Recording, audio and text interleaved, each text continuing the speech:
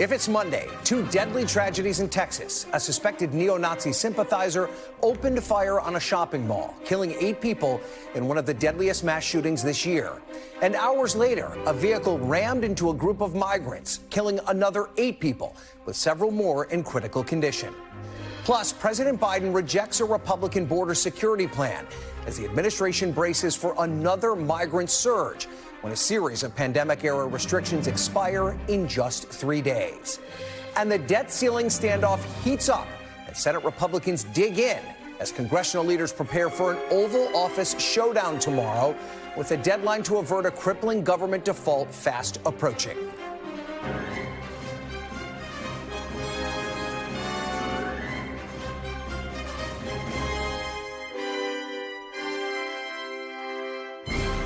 And welcome to Meet the Press Now. I'm Ryan Nobles, in for Kristen Welker. We begin with the latest on 2 tragedies, both in Texas and both ahead of a pivotal week for the White House as the Biden administration faces a critical situation at the border and a fast approaching deadline to avert a government default. Right now, the White House flags are at half staff on orders from President Biden after the second deadliest mass shooting this year left 8 people dead at a Dallas area shopping mall on Saturday. The president is again calling on Congress to pass new gun legislation. And Majority Leader Schumer announced today he's calling a meeting for all Senate Democrats on Thursday to discuss a legislative path forward. Although in this political climate, it is next to impossible to see any kind of compromise happening on the issue of guns. Meanwhile, we are learning more about the shooter in the shopping mall massacre. A senior law enforcement official has just confirmed to NBC News that a social media page which appears to belong to the gunman include rants against Jews, women, and racial minorities. That social media activity is now part of the investigation.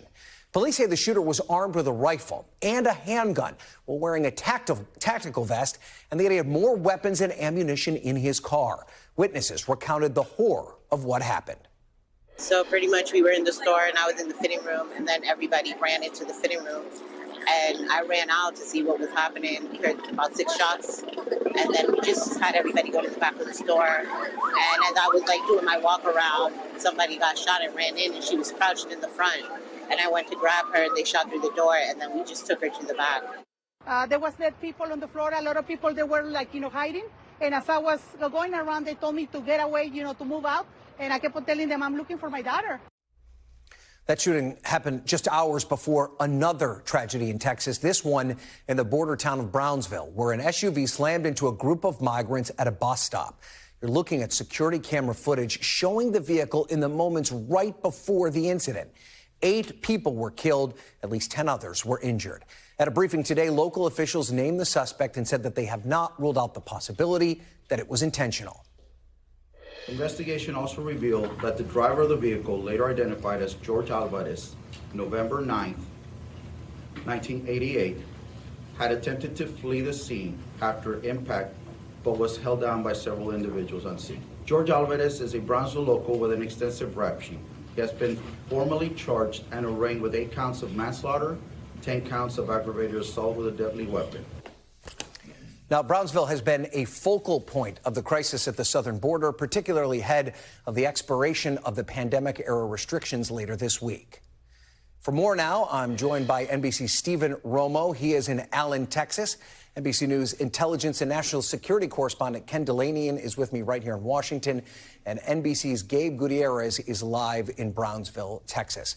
So, Stephen, let's start with you. What are authorities saying about exactly what happened there on Saturday? Yeah, Ryan, this all unfolded about 3:30 on Saturday at the height of shopping here at the Allen Outlet. They're a sprawling outlet mall, open air here where many people from around the Metroplex go. That gunman apparently got out of his vehicle and started firing.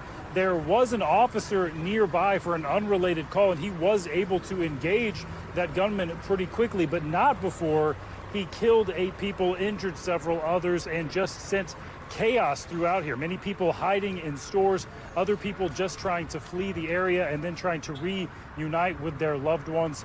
We also know from a law enforcement source that evidence has been seized at 2 locations related to the suspect in this, his parents' home and at a motel where he had been staying. They're going through that. They're also trying to look to see more of his military record. They know that he was in basic training in the Army back in 2008 before being kicked out just 3 months later. They're also trying to figure out if he potentially worked in security, because neighbors are telling law enforcement that he was often seen in what looked like a security uniform. So we are learning more, but there are still many questions left here. Well, speaking of what we're learning, Stephen, have we learned anything about the type of weapons that the shooter had?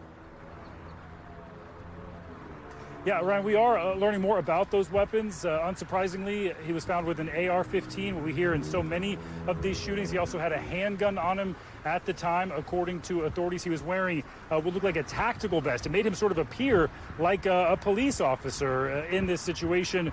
And we're hearing from authorities when they actually made it to his car, they saw even more weapons and more ammunition inside his vehicle. They're working right now to trace where those weapons came from. All right, Ken, let's turn to you now. And what are investigators saying about the suspect or his motive? Well, we have discovered what appears to be his social media site and confirmed with investigators that they are also looking at this. It's on a Russian social media platform. And what I've found there just in the last hour are, for example, receipts for those exact weapons that Stephen was just talking about, an AR-15 style rifle and 2 handguns. There's a photo that appears to be him of a torso with SS and swastika tattoos. There are hundreds of postings with ranting anti-women, anti-black, anti-Jew, white supremacist, neo-Nazi kind of ideology, but also just a very confused kind of mishmash of angry, disaffected postings. So, you know, just kind of a portrait of someone really disassociated from normal life. Not really violent threats, though, although there was a photo of this shopping center that he also posted. And how will investigators use this type of information as they go through this investigation?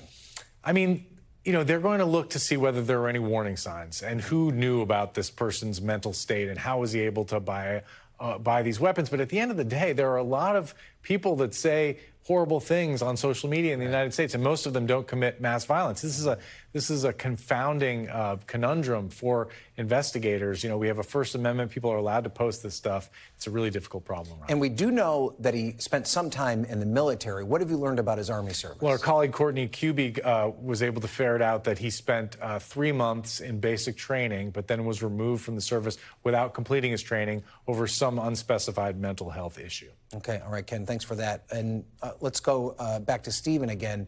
Stephen, what reaction have you heard there from state lawmakers?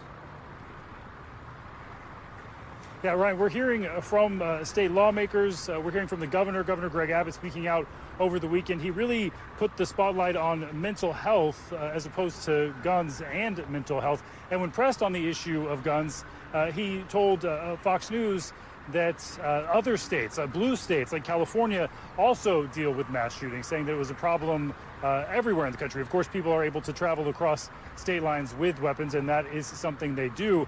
Texas Democrats, though, state representatives, are really pushing for measures. They're pointing to this tragedy and the Uvalde school shooting, which is still fresh on the minds of many, demanding actions on guns. All right, Stephen Romo, Ken Delaney, and thank you for your reporting. Let's turn now to Gabe Gutierrez for the latest on the situation in Brownsville. So, Gabe, do investigators believe that this was accidental, or is there a possibility that it was intentional? Well, at this point, Ryan, they're not saying. They're still saying that this is an ongoing investigation, so they have not ruled out that this may have been intentional. But this is what the police chief said earlier, just a few hours ago. He did say that investigators believe that the driver ran this red light right over my right shoulder, and then he swerved, and the SUV flipped over and hit this group of migrants at this bus stop right over my shoulder. You can see the makeshift memorial for this growing by the hour. Now, the suspect, George Alvarez, investigators say, has an extensive criminal history. He's now being held on $3.6 million bail. As you mentioned in the introduction, he has 8 counts of manslaughter he's facing, 10 counts of aggravated assault, as well as reckless driving. But more charges or upgraded charges could be pending, depending on the results of toxicology reports. And that's what investigators are waiting on. before they might confirm whether the suspect was intoxicated. We have spoken with several migrants here on the ground, some witnesses who did describe him as appearing drunk. One of them, who saw it firsthand, said that he yelled some anti-immigrant rhetoric as he was trying to flee the scene. Again, authorities are very careful right now, and they cannot substantiate that this was motivated by hate in any way, but they're looking into all possibilities on whether it was intentional. Meanwhile, several of the injured remain in critical condition, according to the mayor, and this community is stunned. There was a prayer vigil here just a few hours ago, and so many people here are wondering what could have possibly motivated, or was it an accident that these migrants, many of them, all of them actually from Venezuela, all of them men from Venezuela, what could have killed them after such a grueling journey from their home country. Now this community, this migrant community here, is dealing with this shock. Ryan? Absolute tragedy. Gabe Gutierrez live from Brownsville, Texas. Gabe, we appreciate it. Thank you. And as we've noted, the tragedies in Texas are happening as the White House is bracing for a pivotal week. First thing Friday, Title 42, which is the pandemic-era policy that blocked hundreds of thousands of migrants from crossing the border, will lapse. Some communities have already put themselves in an emergency posture ahead of the deadline, as the Pentagon is deploying thousands of active duty troops to help mitigate the situation. Now, additionally, about 24 hours from now, President Biden will be sitting down with the Big Four congressional leaders as the U.S. inches closer and closer to a potential government default. Joining me now from outside the White House is NBC's Mike Memoli. So, Mem, as we mentioned, it's a big week for President Biden. Let's start at the border. What do we know about what's going on inside the White House as Title 42 is set to come to a close this week? Are they starting to feel wary over the situation at the border? Well, what the White House is trying to do is project that months of careful planning have gone into this moment. One thing you have heard over and over again from administration officials, from the Department of Homeland Security, is that they inherited a situation at the border, an immigration system itself that needed to be completely rebuilt, that President Trump just completely undid the legal immigration system in this country and made it harder for them to do what needs to be done to keep regular flows coming in and legal flows coming in. And so they've emphasized all the work that they've been doing. You saw Alejandro Mayorkas, the DHS secretary, spending some time at the border last week, talking with reporters, emphasizing the degree to which the sprawling department he leads has surged resources there. The president authorizing, as you say, the troops to go down to serve in a role as well. President Biden, in that interview on Friday with Stephanie Ruhle, also emphasizing the diplomatic component of this, how he's worked with some of our allies, including Mexico's president, to try and find other pathways, other places where some of these migrants could be returned to. Of course, a lot of them are not coming from Mexico, but from places like Venezuela that have governing and humanitarian crisis. As it relates to the political situation, the president then tries to put it on congressional Republicans, saying that ultimately this can only be solved by comprehensive reform. He talked about the need for more workers, farm workers and the like, and that Congress needs to act there. And you saw at the White House today, Karine Jean-Pierre, the White House press secretary, really forcefully rejecting this congressional measure that you'll be covering when it comes up later this week, H.R. 2. You know it's a big bill if it has a low number. And this is a messaging bill in the view of the White House by Republicans that does little to solve the problem. Karine Jean-Pierre saying that this would be, among other things, a Christmas morning gift for human smugglers by undoing some of the steps that the administration has tried to take to make this system more sane and more functional.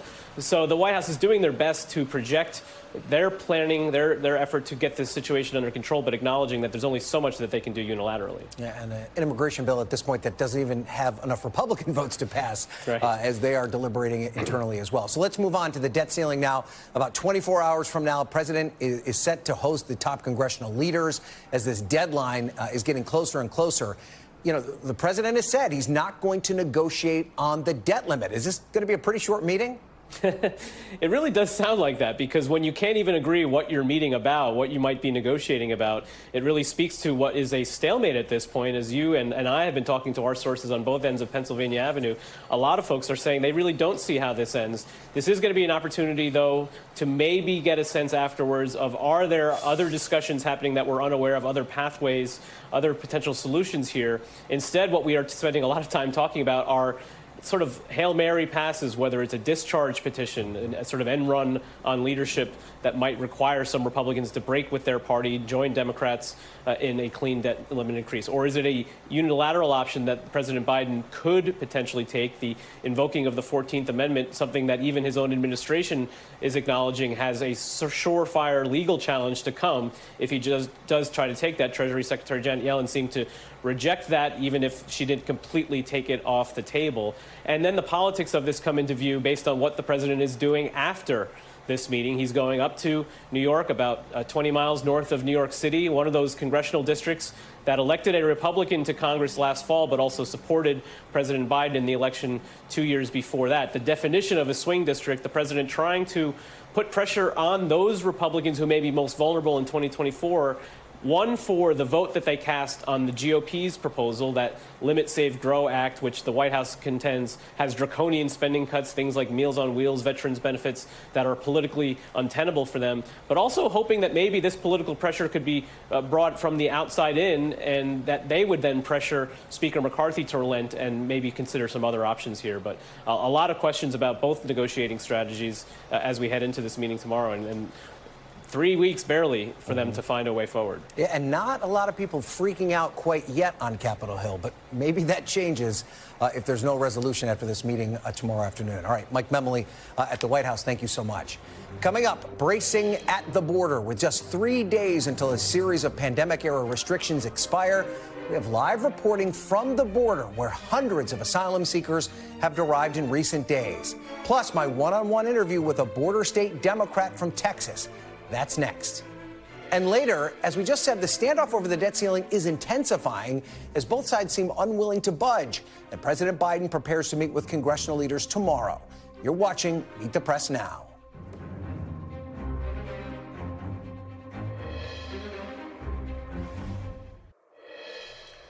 Welcome back. Title 42, the pandemic-era public policy that has been used millions of times since 2020 to deny migrants entry and expel them more quickly, is set to expire in just 3 days.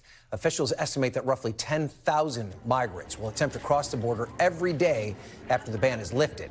The Biden administration pushed to end the policy because the public health emergency that led to using Title 42 is now over. But some officials in border states are warning that they do not have the capacity to handle the number of migrants that are expected to arrive in the coming days and weeks. Here's Texas's Governor Greg Abbott this morning lashing out at the Biden administration. Bottom line is, it did not have to be this way. So never forget this. Just 3 years ago, we had the lowest border crossings in decades.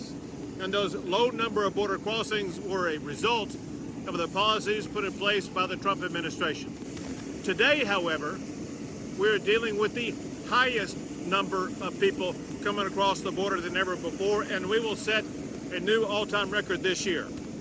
All of this is a result of policy decisions by Joe Biden. Well, the Biden administration has defended its handling of the border, calling the prior administration's policies, quote, inhumane. Homeland Secretary Alejandro Mayorkas, who was in Texas last week, says he believes the administration is prepared for the end of Title 42 and that federal authorities are doing everything they can given a broken immigration system that Congress has refused to address.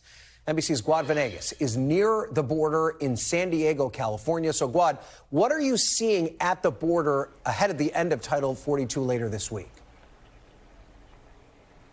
Ryan, so at this border, this is between San Diego and Tijuana, we have two barriers, and what we've seen is a camp of migrants that has been growing by the day. You can see some of the tents that they've set up using plastic, using some of the materials that they've been able to find, blankets that humanitarian organizations have brought for them. And we've seen a couple hundred every day. They're all across this area that's essentially in between the U.S. and Mexico. It's where the two fences were built. Border Patrol has arrived today. They took a group of about 100 women and children. The people here, they're from all over the world. I've spoken to people from Europe, women from Georgia. There was a family from Morocco, another group from Jamaica. I spoke to some men from Vietnam, people from Colombia, Venezuela. And, we have migrants that have arrived here in Tijuana to cross over to San Diego and seek asylum from all parts of the world. Here's a conversation I had with a migrant from Venezuela. Regresar a México, ¿qué vas a hacer? Seguir intentándolo, porque es la única opción. Devolvernos es peor. He says if they expel him back to Mexico, he'll keep trying because going back to Venezuela is not an option. Es la única opción porque se acercan los días y no sabemos, estamos en incertidumbre como todo. He doesn't understand what will happen when Title 42 is lifted. ¿Tienes familia o amigos en Estados Unidos? Tengo una madrina que me está esperando si Dios quiere. He's got a godmother in the U.S. that will be his sponsor if he can talk to the Border Patrol agents and seek asylum. And it's important to point out that a lot of these migrants that I speak to tell me they don't even know what Title 42 is. And, you know, there's a lot of talk about the policies here in the U.S. and the lifting of Title 42. But the reality is, not just from the migrants here, but in the last few years, I've been reporting in Mexico and Latin America. And most of the migrants that come up here do not come because Title 42 is in place or is going to be lifted. What they tell me is that they're coming as a result of what's happening in their home countries. 3 years ago, we had a pandemic hit. We've had economical issues happening in Venezuela and other parts of Latin America. And that's really what has forced a lot of these migrants. Other than that, we have political issues in other countries like Nicaragua, of course, Cuba, also Venezuela. And these are some of the circumstances that they tell me force them to come to the U.S. So it's confusing when you discuss policies, right? Title 42, the lifting, whatever is being done by the U.S. government, because when it comes to the migrants themselves, they don't completely understand what's happening. They tell me they're coming because this is the only option that they have, Ryan. Important context. Guad Venegas, live on the border. Guad, thank you for that report. Well, let's talk more about this now with Democratic Congressman from Texas, Congressman Henry Cuellar.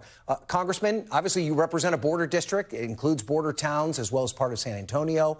How are you preparing for Thursday's deadlines? And what are your expectations? Is your area prepared to contend with the wave of migrants that we expect?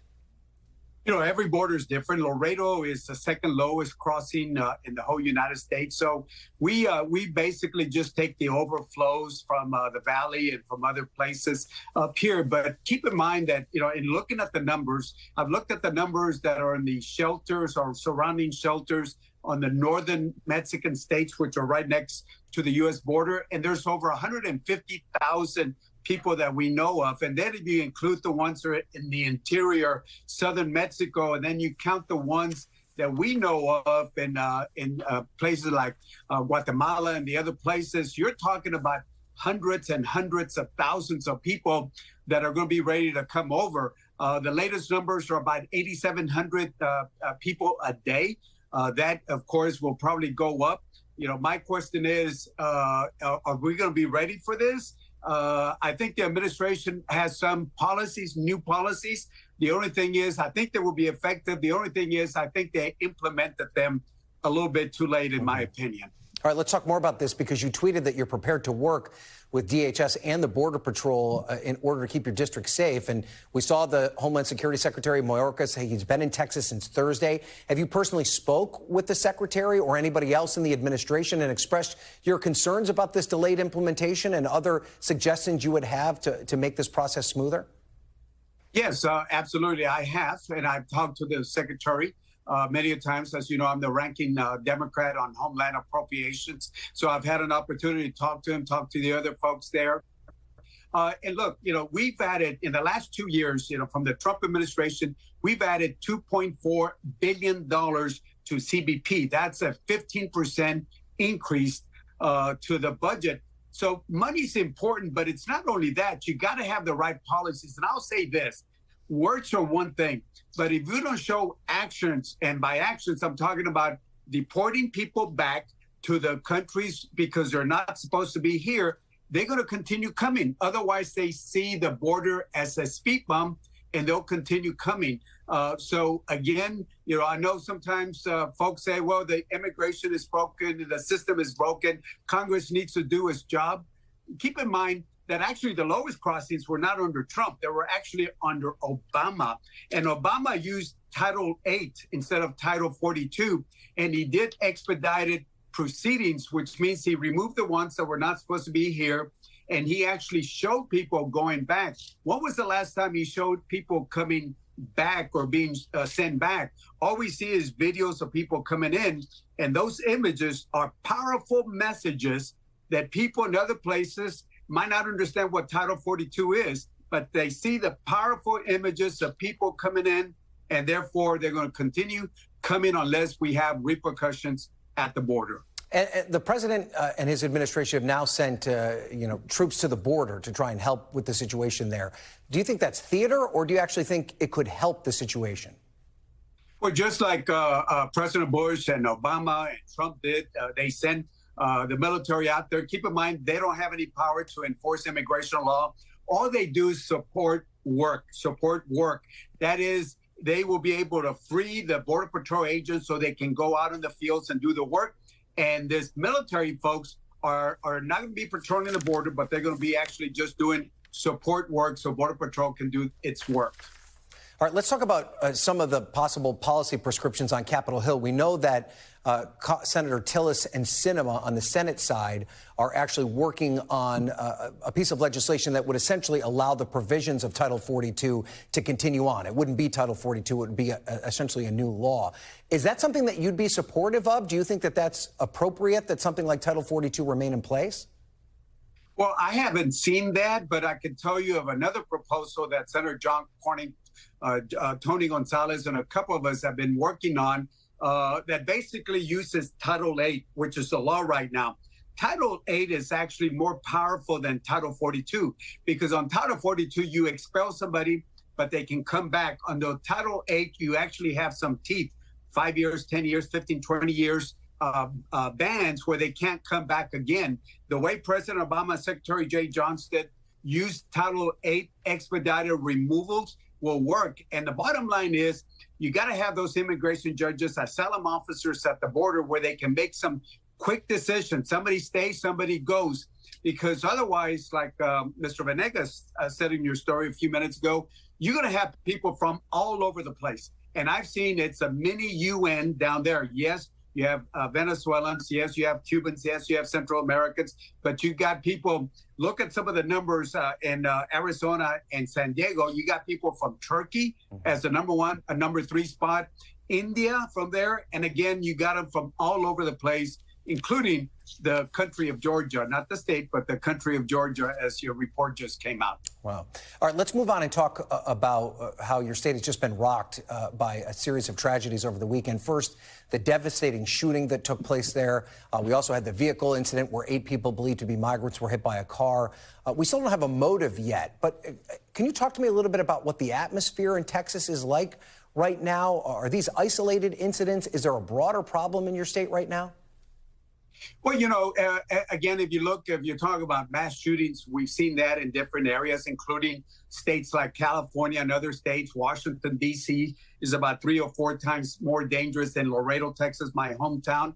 When you talk about murder, rape, assaults, you look at the states that have very strict handguns, they still have mass shootings. But again, I look at it as a complex, multifaceted factors. There are several factors. There's not one factor that causes, the problems. You know, it goes from mental health, access to guns, social isolation, extreme ideology, like I think we might have in Allen.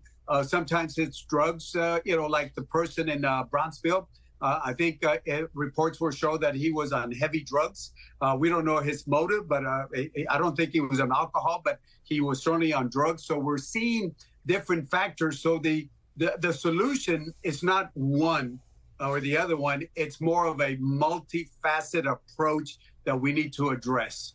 Well, let's talk about one possible solution, and it would specifically apply to the shooter in this incident because we've now discovered a lot of hateful online content, and he seemed to hold pretty extreme beliefs. You've supported red flag laws in the past.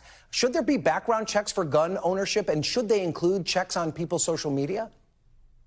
Well, you know, I certainly support background checks, and I support red flags, raising the age of 21. Of course, this person was higher than 21, but the Uvalde shooter was not. I would say, and I've supported a lot of pieces of the legislation, including the bipartisan gun bill that we passed. I supported that.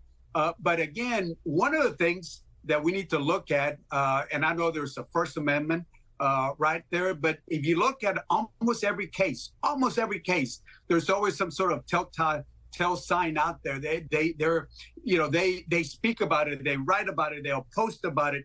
There's always something out there, and we just got to do a better job in following those particular signs. Almost every case, there was something there that they posted or they said something in the past. All right, Congressman Henry Cuellar, obviously this is a very busy time for you and your state. We appreciate you delving into many of these important issues. Thanks so much for joining us.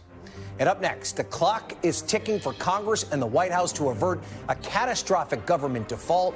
Will they be able to come up with a solution? The panel is next. You're watching Meet the Press Now.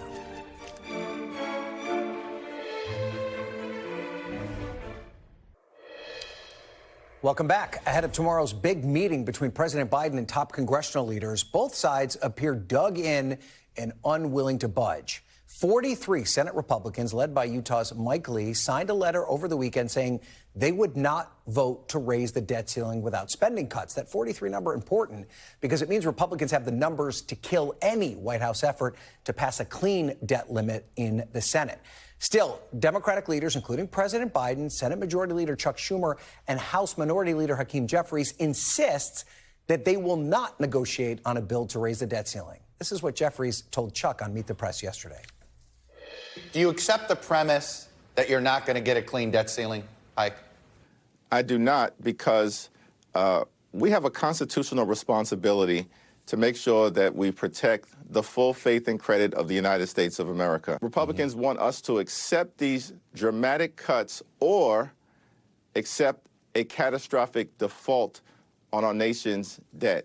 That is what is the unreasonable position, and hopefully in a few days, Republicans will come to their senses and do what's right by the American people. And as the debt clock ticks down, something's got to give if the U.S. is going to avoid fiscal calamity, which the Biden administration warns could happen as early as June 1st. So maybe they can't figure it out, but my panel can. Joining me now on set is Daniela Diaz, a congressional reporter for Politico, Naveen Nayak, who is a Democratic strategist and the president and an executive director for the Center for American Progress Action Fund, and Republican strategist Rick Tyler. He's also an NBC News political analyst. So we find ourselves in a very precarious position, folks. Danielle, let me start with you. What's your reporting telling us about what we're going to see at the White House tomorrow afternoon? I think it's going to depend. I don't even know if the lawmakers know what's going to happen at the White House tomorrow afternoon. Sorry, I should say that to start there. Yeah, we don't know, but I don't even know if they know, Ryan. That quote that you guys just played, that scene of Jeffrey saying he doesn't want a short-term debt limit hike. We were asking lawmakers about that last week. It seems that none of them want that on the Republican and Democratic side.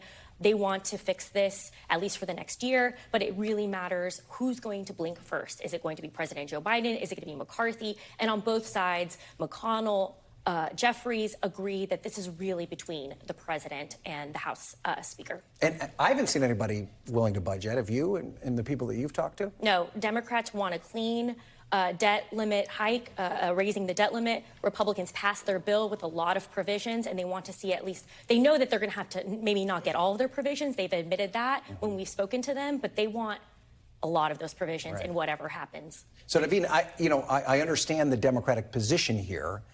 That you don't mess with the full faith and credit of the United States. But there's also a reality of how Capitol Hill works, right?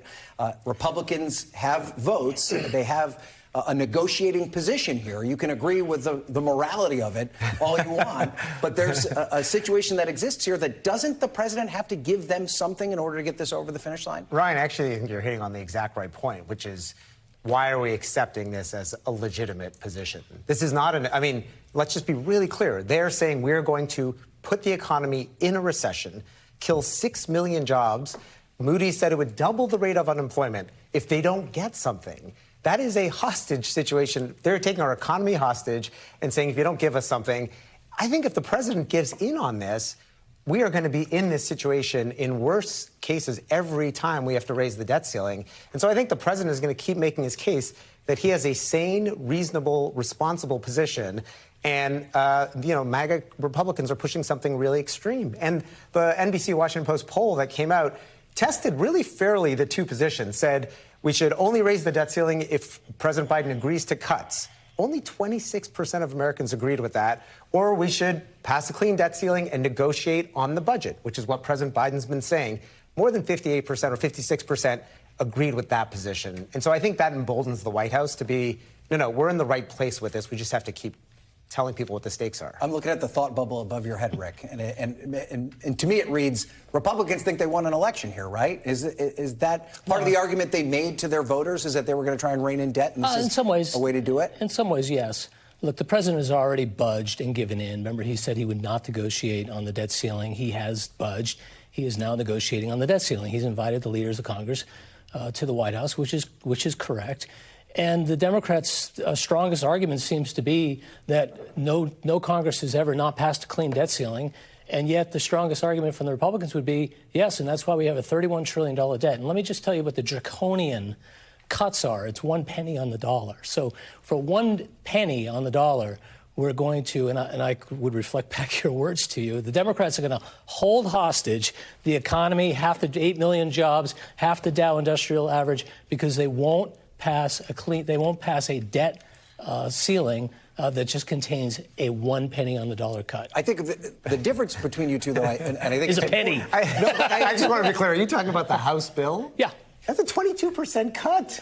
But that is not 1 penny on the dollar. That is a 22% cut in veterans care, a 22% cut in child care. That is not 1 penny on the dollar. And the solution that the Democrats don't seem to have is, see, the debt limit. Let's have an argument about the debt limit, because why do you have a debt limit? Because it has no meaning, because they just keep passing and extending the debt limit. But the part of this is a perception issue, right? And what the Washington Post poll told us the other day is that no one's going to win in this fight, right? It said that who you're going to blame if the United States defaults, 39% say Republicans in Congress, 36% say President Biden, 16% say both. Correct. So why is it that each time we have this conversation, these lawmakers can't seem to figure out that this is a lose-lose situation for everyone involved? Well, first of all, I think when you ask the question that way, everyone gets pushed to their partisan corner, so it doesn't surprise me that it would kind of break out that way. I would look at that other question in the poll, which shows that when you hear the position of the two parties, it is untenable to say that we should default unless we get spending cuts. President Biden has made it really clear. We have a budget to pass later this year and funding, government funding that is going to run out. There is absolutely a negotiation that has to happen on that. It does not involve threatening an economic recession. That is a very different thing. We've done government shutdowns. They're not pleasant, but it's different. We've never, as a country, defaulted. And that's really the sort of sword of Damocles that Republicans have. Is it a win, Rick, for Kevin McCarthy, then, if Joe Biden agrees to some sort of a punt on the debt limit to the fall and tie the negotiations to the budget negotiations, make them two separate pieces of legislation, but have them on parallel tracks? Look, the Democrats don't understand the bicameral nature of the House and the Senate. The House passed a bill. Now the Democrats are in control of the Senate. They can very well say we don't want to pass the debt, but then it becomes a political argument over whose fault it is, and the fault is pretty well spread around. I don't think the Congress is going to allow the government to default. I think in the end you will get a compromise. It probably won't be clean. It probably won't be what everybody wants. But that's how the system is supposed to work. You might have more faith in Congress than Danielle and I do, but being up there every day. But Danielle, let's shift and talk about guns. Obviously, this has been a pretty rocky week. Another mass shooting. We've seen more mass shootings this year than we have in recent history. It seems like rinse and repeat on Capitol Hill, where there are thoughts and prayers, people call for change, but it never happens. Chuck Schumer is going to call together his Democratic caucus on Thursday to have a conversation. Is this now where Democrats on Capitol Hill start to put bills out, even though they know Republicans in the House won't pass them, as a way to demonstrate where the two sides sit on this issue? That was something Senate Majority Leader Chuck Schumer considered doing and putting everyone on the record on this legislation. It doesn't seem that I mean, we won't know. Let me go back a little bit. We don't know what's going to happen from that special caucus meeting where all Senate Democrats are going to meet this Thursday to discuss gun violence, gun reform. That is because of that horrible shooting that took place in Allen, Texas. That's actually my home state. And that is a reason why they're moving forward to try to continue these discussions. Of course, Chris Murphy always being the lead Democrat on this issue because he's from Connecticut and his hometown, Newtown, Connecticut. But really, Ryan, we've seen this time and time again. We have to be very clear about what's happening in Congress when it comes to guns, and Republicans and Democrats are completely split on the issue. And Democrats cannot pass any sort of gun legislation, gun reform legislation, without at least, if every Democrat signs on, 50 Democrats, at least 9 Republicans to support that legislation, and right now they don't even have one. Right. And of course, a lot of Republicans have been pointing to that very narrow bill that passed last year that would try to keep guns out of the hands of people with mental health issues. But that's incredibly narrow. And some Democrats are calling for a ban on assault rifles. We don't see that happening anytime soon. But Rick, what if Chuck Schumer puts a bill on the floor that does something that is widely popular, according to polls, like background checks at the federal level? Would that be a tough vote for some Republicans? I don't think it should be. I think background checks are necessary. I would go further. I think you should have, if you want to carry a concealed weapon, you should train. And you should have a certain amount of training. But your party, I mean, most Republicans don't feel that way. Right, because the discussion is mostly around alienating legal gun owners, because all they hear is they're coming to take my AR-15. And there's a lot of misunderstanding because of people don't know the nature of guns, they don't know how they operate them. So there's a lot of ignorance out there about why the AR-15 is a popular weapon, and they want to just say, well, we're going to ban the AR-15, the most popular frame weapon that's out there, because many people legally own them. And when they hear bans, magazine, all these take away, confiscation, all these things, and I'm not saying all Democrats are saying that, but enough are that they just get their back up and say that I'm not for anything. Naveen, what if they did that? What if it was a bill that was in that very narrow scope, widely popular provisions, background checks, training? Put that on the floor, force Republicans to vote for it. That's something Democrats have been reluctant to do. I think gun owners would vote for it. Well, this is actually the real point, and I think Danielle hit on that as well, which is there's a huge gap between Republican voters and Republican, hard to say leaders, but Republican elected officials. Background checks is a 90% issue. And you're telling us there's not one Senate Republican that's willing to do that? I think that's sort of, going to have to keep becoming a forcing issue in our politics around this conversation, which is we've had multiple mass shootings in Texas alone in the last 3 years. In the last week. Well, and the governor immediately says, I'm not doing anything. And you have 2 sitting governors who actually now know somebody who was killed personally. Yeah.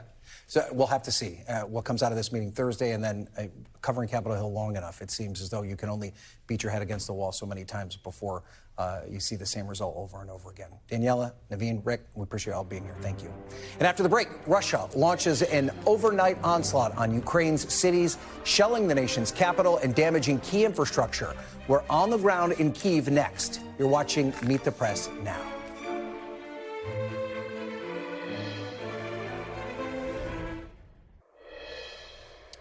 And welcome back. On the eve of Russia's Victory Day, commemorating the Soviet defeat of Nazi Germany, Moscow has launched a massive drone attack on cities across Ukraine. Of course, one of Putin's central pieces of propaganda for invading Ukraine was to, quote, denazify its government. It's worth noting that President Zelensky is Jewish, and he lost family in the Holocaust. According to Kyiv's mayor, Russia launched as many as 60 drones, including about 3 dozen on the capital, all of which were shot down by the country's air defenses. Debris from the intercepted damage, though, did damage residential buildings and injured 5 people, though fortunately no one was killed in the attack. Joining me now is Ellison Barber. She's live in Kyiv. So, Ellison, how is Kyiv reacting to this latest round of drone attacks? And is there any sense of relief given that Ukraine's air defenses were able to intercept these attacks? I mean, look, people are always glad when Ukraine's air defense does their job and is able to intercept so many missiles, drones, whatever it may be on this city. But at the same time, no one wants to be woken up in the middle of the night to the sound of air raid sirens and booms. And what we had happen here in Kyiv overnight was 36 Shahed drones sent towards the city. Those are drones that are very noisy, typically upon arrival. They're known as loitering munitions, and they kind of are described often as sounding like a moped. They're really scary. And when people hear the booms, even if it's air defense intercepting things like that, it's unsettling. Unfortunately, attacks on Kyiv, attacks on other cities that are far away from the front lines by missiles, by drones, it's not something that Ukrainians have not experienced in the past, right? You think back to the winter where this was kind of a routine thing where Russia was constantly sending drones to try and target energy infrastructure in places like Kyiv. So in some ways, people are used to this, but it has been relatively calm in Kyiv in recent weeks. But just in the last 8 days, there have been 4 attempted strikes, assaults on this city. And some of the thought has been that this is coming because there is a very important holiday on the horizon in Ukraine, that's in Russia rather, that's May 9th, what's known as Victory Day. And Ukrainian officials have been warning people here that Russia could escalate some of their attacks on cities far from the front lines. And all of this has led to a lot of nervous energy, if you will. And the big question tonight, as we head into that important holiday, is what Russia might have in store throughout the evening. Ryan. Right. Ellison Barber live for us in Kyiv. Ellison, thank you for that report. And still to come, Meet the Press Reports takes a deep dive into the rise of anti-drag extremism. We're taking you behind the scenes of that original reporting next. You're watching Meet the Press now.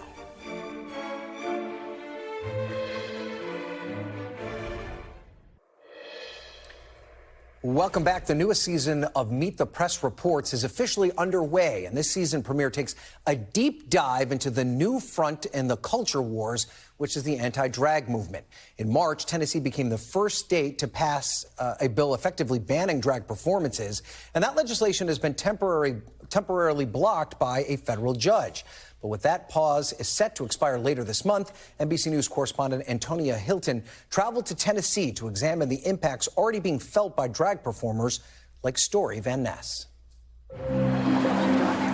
Over the past year, conservatives have launched a campaign against an art form with a centuries-old history among LGBTQ performers. Many Republican lawmakers and activists argue that drag performers are inherently inappropriate, sexual in nature, and pose a threat to children. A new law in Tennessee restricts performances in public. Repeat offenders could face a felony charge and up to 6 years in prison. The law is the first of its kind to pass, but may not be the only. There are similar bills being considered in at least 17 states. For Story and her friend who performs under the name Harry Scary, it's begun to feel like their very existence is a political act. The agenda is to just exist and to feel valid. The agenda is to be able to go to the bathroom without having to worry about being punched in the face. And all we can do is say that it's bad and it's wrong and please don't do this to us. But they have found us to be a really effective political tool. Since the tragic shooting at a Christian school in Nashville, the nation's eyes have been on Tennessee. Gun control took center stage the same week the drag law was set to take effect.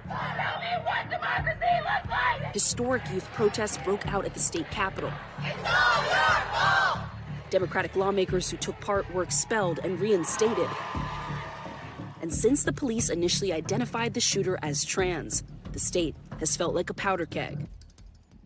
I was just sick over it. Then I found out about the identity of the shooter. My whole soul just sank. It's just going to be one more thing that they're going to use to try to exterminate us. And joining me now is Antonia Hilton to talk more about her incredible reporting. So, Antonia, this Tennessee law is currently being halted, but that pause ends later this month.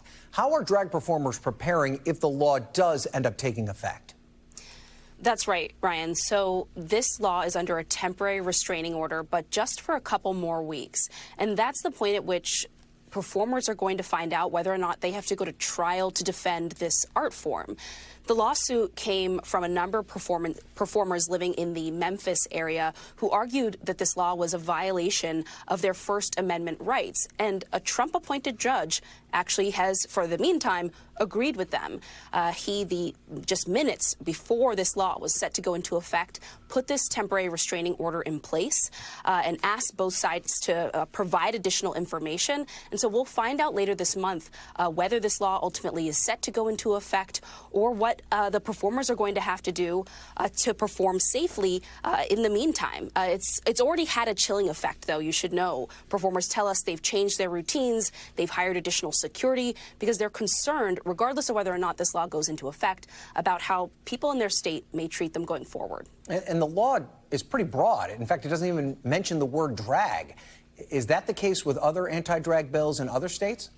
That's right. And so what you're seeing often is language like adult-oriented performance or female and male impersonator.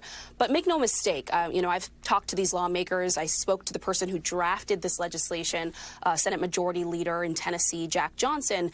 And while the word drag isn't in the bill, this is a law intended to restrict drag performances from in public or any place that a child might see them.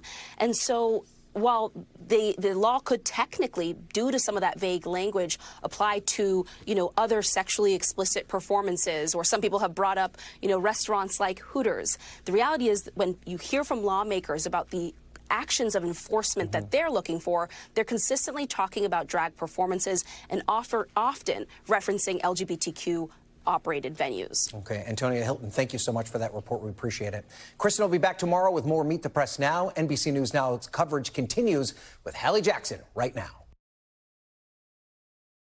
Thanks for watching our YouTube channel. Follow today's top stories and breaking news by downloading the NBC News app.